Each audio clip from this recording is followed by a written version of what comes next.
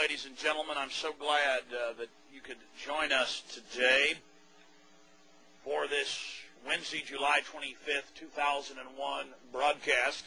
Tyranny is enveloping the globe, and the United States is a shining jewel the globalists want to bring down, and they will use terrorism as the pretext to get it done. So that's coming up in the second half of the show.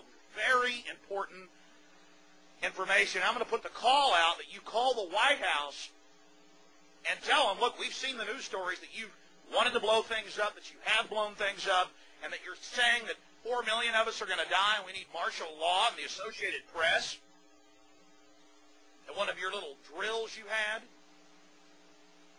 and that we're aware of who the terrorists are if you pull this. This can stop this Hitlerian Reichstag event.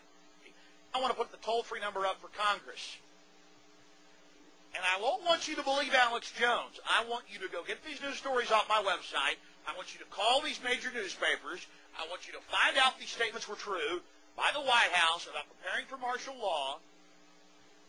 And I want you to let them know that if there is any terrorism, we know who to blame. The point is, if any terrorism comes, it's from this government. And if there was an outside threat like a bin Laden, who was a known CIA asset in the 80s, running the Mujahideen war, and whose family builds all the military bases over in Saudi Arabia right now, and sits with the board of Iridium Satellite. He's the boogeyman they need in this Orwellian phony system. I want the White House numbers up there now.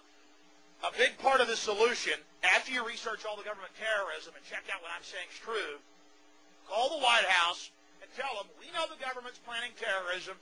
We know Oklahoma City and World Trade Center was terrorism.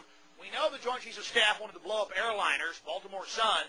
If you do it, we're going to blame you because we know who's up to it. Or if you let some terrorist group do it, like the World Trade Center, we know who to blame. And you could save the planet.